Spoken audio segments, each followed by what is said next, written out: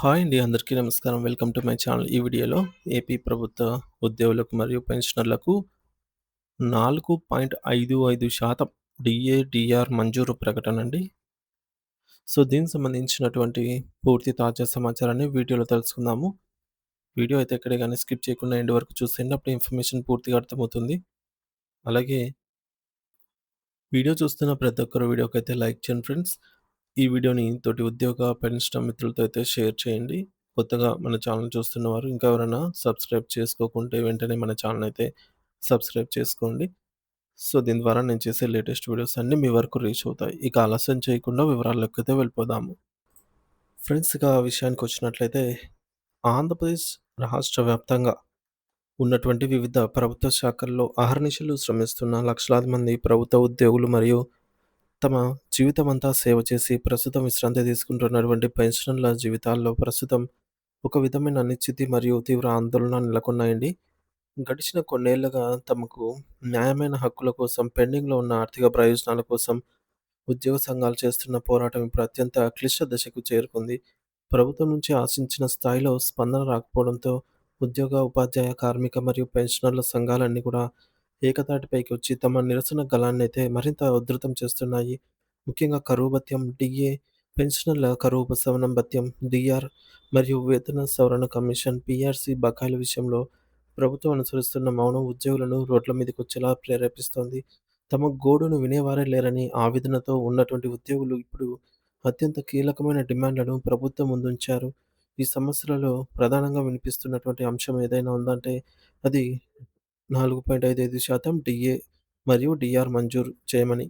మరి దీనిని మనం కొంచెం లోతుగా విశ్లేషించి చూస్తే అసలు ఈ అంకె ఎలా వచ్చిందో అర్థమవుతుంది. సాధారణంగా కేంద్ర ప్రభుత్వం ప్రకటించే డీఏ శాతానికి అనుగుణంగా మన రాష్ట్ర ప్రభుత్వం కూడా తన ఉద్యోగులకు జీతభత్యాలను సవరించాల్సి ఉంటుంది. అంటే కేంద్రము 1% డీఏ ప్రకటిస్తే రాష్ట్ర ప్రభుత్వం 0.1 ఆహ్, 0.91% ప్రకటించాల్సి ఉంటుందన్నమాట. మరి జూలై 2024 మాసానికి సంబంధించి కేంద్ర ప్రభుత్వం ఇప్పటికే 3% డీఏను ప్రకటించింది. ఈ నిబంధన రాష్ట్ర నిబంధన ప్రకారంగా దీనికి సమానమైనటువంటి రాష్ట్ర వాటా ఆహ్, 2.73% అవుతుంది. 3%కి కేంద్రం 3%కి అన్నమాట. అదే కేంద్ర ప్రభుత్వం జనవరి 2025 నాటి డీఏని కూడా 2%గా ప్రకటించింది. ఈ నేపథ్యంలో రాష్ట్ర ప్రభుత్వం తన వంతుగా ప్రకటించాల్సిన 1.82% డీఏను అధికారికంగా జీవో రూపంలో విడుదల చేయాల్సి ఉంటుంది. ఈ 2 విడతలను కలిపితే మొత్తం 4.55% డీఏ, డీఆర్ ఉన్నాదనమాట. ప్రకటించాల్సిందనమాట.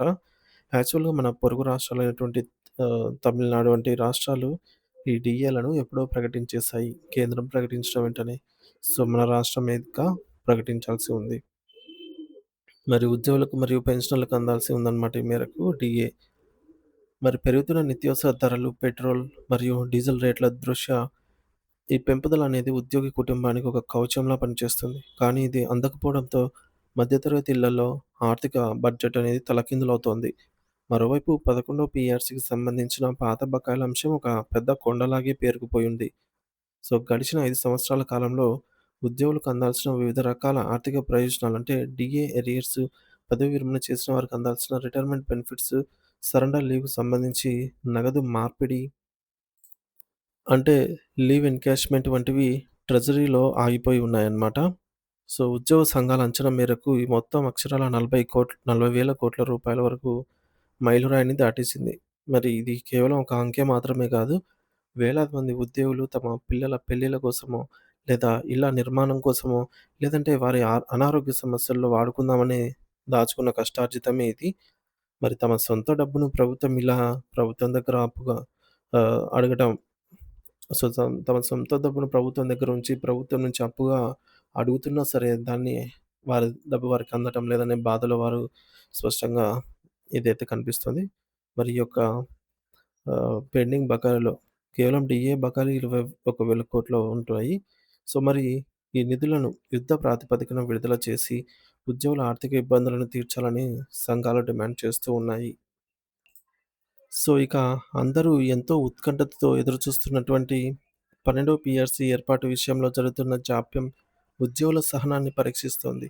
నిబంధనల ప్రకారంగా 12వ పీఆర్సీ ప్రక్రియ జూలై 2023 నాటికే ప్రారంభం కావాల్సి ఉంది.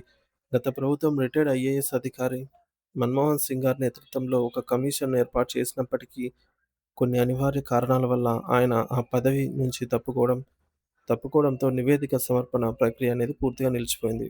మరి దీనివల్ల ఉద్యోగుల కొత్త వేతనాల అమల్లో తీవ్ర జాప్యం జరుగుతుంది. అందుకే ప్రభుత్వం తక్షణమే ఒక సమర్థవంతమైన పీఆర్సీ చైర్మన్‌ను నియమించాలి. లేని పక్షంలో కొత్త పే స్కేల్స్ వచ్చే వరకైనా ఉద్యోగులకు తక్షణ ఉపశమనంగా కనీసం 30%తో మధ్యంతర భృతి ఇంటీరియం రిలీఫ్‌ని ప్రకటించాలి అని ఉద్యోగ సంఘాలు కోరుతున్నాయి.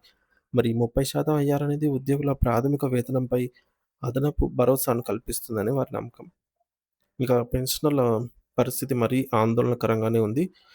వృద్ధాప్యంలో మందుల ఖర్చులకే ఇతర అవసరాలకు అత్యంత అవసరాల కోసం వారైతే పెన్షన్ ఒక్కదానిపైన ఆధారపడి ఉన్న వారి పరిస్థితి మరీ దారుణం. ఎందుకంటే గ్రాట్యుటీ మరియు పెండింగ్ డీఏలను సకాలంలో ఇవ్వకపోవడం అనేది మానవీయ కోణంలో చాలా పెద్ద తప్పని సంఘాలు వాదిస్తున్నాయి. మరి రిటైర్ అయిన వెంటనే అందాల్సిన సెటిల్మెంట్ డబ్బుల కోసం అయితే కార్యాలయాల చుట్టూ తిరగడం వారికి ఒక శాపంలా మారింది. మరి వీటితో పాటు పీడీటీ పీడీటీ ఉద్యోగులు కూడా తమ సమస్యలను గట్టిగా వినిపిస్తున్నారు.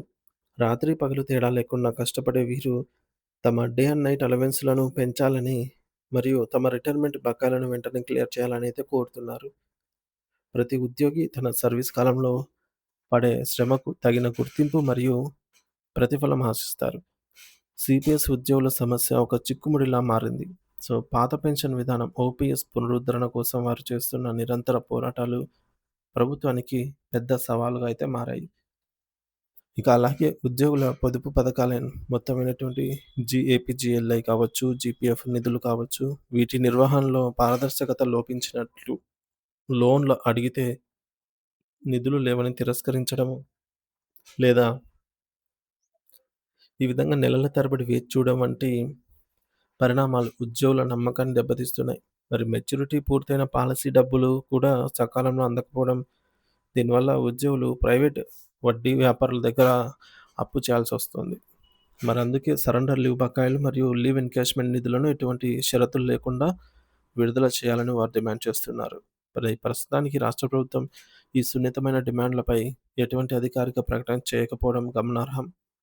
ఉద్యోగ సంఘాలు ఇప్పటికే వందలాది వినతి పత్రాలను ముఖ్యమంత్రికి, మంత్రులకు మరియు అధికారులకు అందజేసినప్పటికీ ప్రభుత్వం వైపు నుంచి నిశ్శబ్దం కొనసాగుతోంది.